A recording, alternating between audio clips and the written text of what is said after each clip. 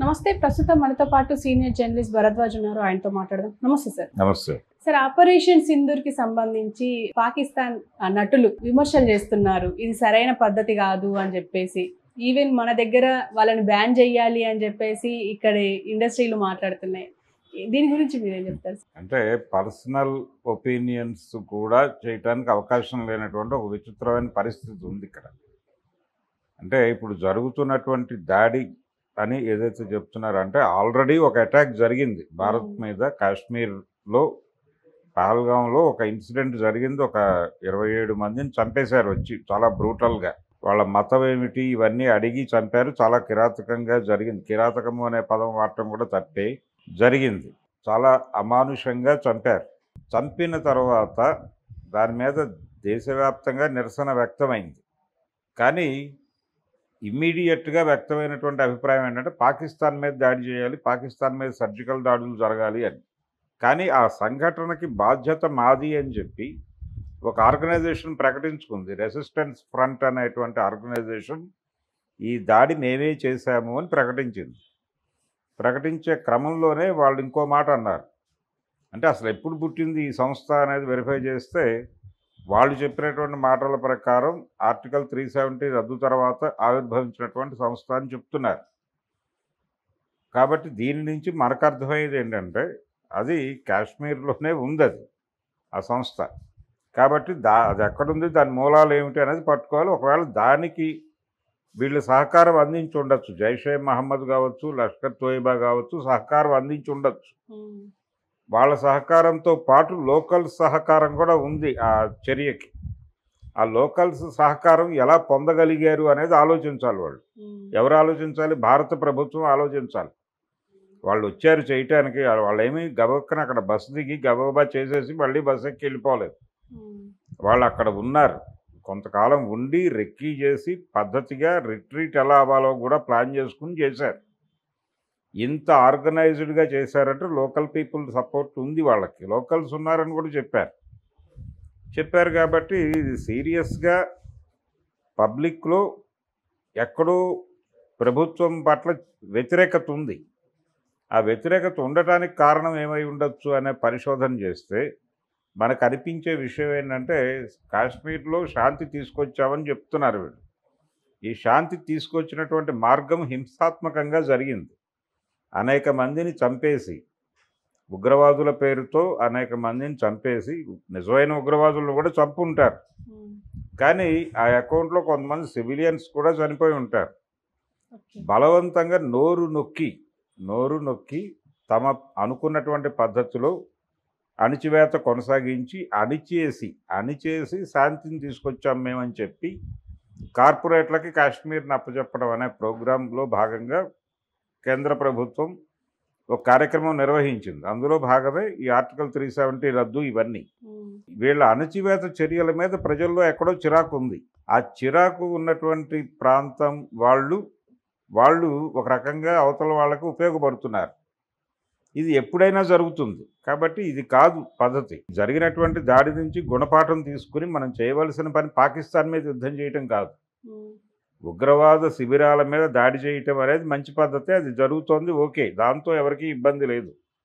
కానీ పాకిస్తాన్ వ్యతిరేక ప్రచారము, పాకిస్తాన్ని ఏ క్షణమైనా సరే మనం నిర్మూలిస్తాము, తీసేస్తాము ఆ లెవెల్లో మాట్లాడటం, యుద్ధం పాకిస్తాన్తో అని ప్రకటించటం, ఇలాంటివి కొంత ఇబ్బందికరమైనటువంటి కార్యక్రమాలు. వీటికంటే కూడా ఇక్కడ ఎందుకు మద్దతు ఇస్తున్నారు, ఈ ప్రజల్లో ఎందుకు భారత ప్రభుత్వం పట్ల వ్యతిరేకత ఉంది అనేది పరిశోధించి వాళ్ళకి కావలసినవి ఏమిటో, వాళ్ళ కోరికలు ఏమిటో కనుక్కుని వాటిని తీర్చి వాళ్ళల్లో అసంతృప్తి పోగొట్టడం అనే కార్యక్రమం చేస్తే వాళ్ళు తిరిగి వాళ్ళే ఎదుర్కొంటారు. ఎవరైనా వచ్చి షెల్టర్ అడిగితే వాళ్ళే పట్టిస్తారు, వాళ్ళే చంపేస్తారు. ఆ పరిస్థితికి వాళ్ళని తీసుకెళ్ళాలి కదా, ఆ ధైర్యం ఇవ్వాలి కదా, ఆ మానసిక స్థైర్యం, మనం ఒకటే అనేటువంటి ఫీల్ని వాళ్ళలో కలిగించడంలో ఎక్కడో ఫెయిల్ అయ్యారు.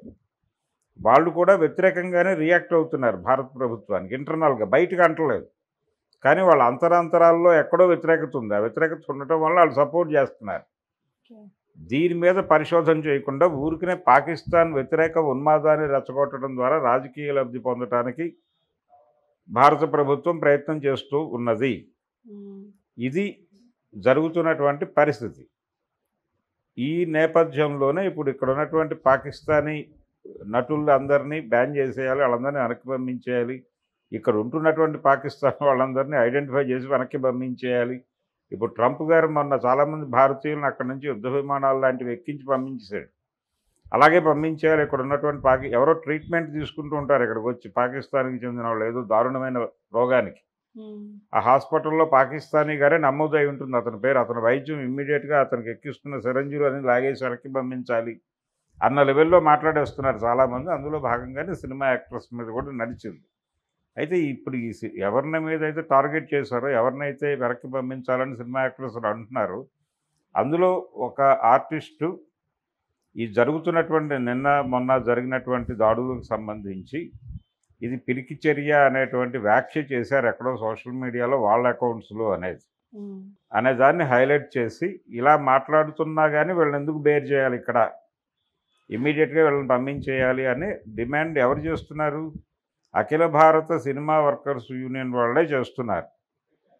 కాబట్టి యూనియన్ తాలూకా గొడవ ఇది. యూనియన్ నుంచి వచ్చినటువంటి డిమాండ్ వాళ్ళని పంపించేయాలి, ఎందుకంటే నెగిటివ్గా మాట్లాడుతున్నారు అని. ఎవరికి నెగిటివ్గా మాట్లాడుతున్నారు? వీళ్ళు ఎక్కడైతే ఏ ఫీల్డ్లో ఏ దేశంలో అయితే ఉన్నారో ఆ దేశానికి మద్దతుగా కాకుండా వాళ్ళ మాతృదేశానికి అనుకూలంగాను, వీళ్ళేదో వాళ్ళ మాతృదేశాన్ని ఇబ్బంది పెట్టడానికి ఇక్కడి నుంచి ఏవో ప్రయత్నాలు జరుగుతున్నట్టుగాను వాళ్ళ సోషల్ మీడియా అకౌంట్స్లో వాళ్ళు వ్యాఖ్యానాలు చేశారు అనేది ఇప్పుడు ఈ యూనియన్ అభ్యంతరం. అందుకని వీళ్ళు దేశద్రోహులు, వీళ్ళని ఇమ్మీడియట్గా పంపించేయండి అని డిమాండ్ చేస్తున్నారు. దానిలో ఉన్నటువంటి వాస్తవాలు ఏమిటి, వాళ్ళతో మాట్లాడించటం, వాళ్ళని విచారించడం లాంటి కార్యక్రమం ఏదైనా చేసి ఎక్కడన్నా కమ్యూనికేషన్ గ్యాప్ ఉంటే సెటరైట్ చేసి వాళ్ళని ఇక్కడ బతకనివ్వచ్చు. ఇదే టైంలో కళాకారుల మీద ఈ రకమైనటువంటి వివక్ష చూపించడం సబబా అనే ఆర్గ్యుమెంట్ కూడా ఒకటి ముందుకు వస్తుంది. వాళ్ళు ఏదో ఇక్కడ నటించడానికి వచ్చారు, ఇప్పుడు మన సినిమాలు అక్కడ ఆడతాయి. ఇప్పుడు హిందీ సినిమాలకు పాకిస్తాన్ అనేది పెద్ద మార్కెట్. ఆ మార్కెట్ను వదులుకోవడానికి వీళ్ళు సిద్ధంగా లేరు. అందుకని పాకిస్తాన్లో ఆడేటువంటి హిందీ సినిమాల్లో నటించడం కోసం వాళ్ళు వస్తూ ఉంటారు. ఇక్కడికి వచ్చి వాళ్ళ చెప్పలేవో వాళ్ళు పడుతున్నారు.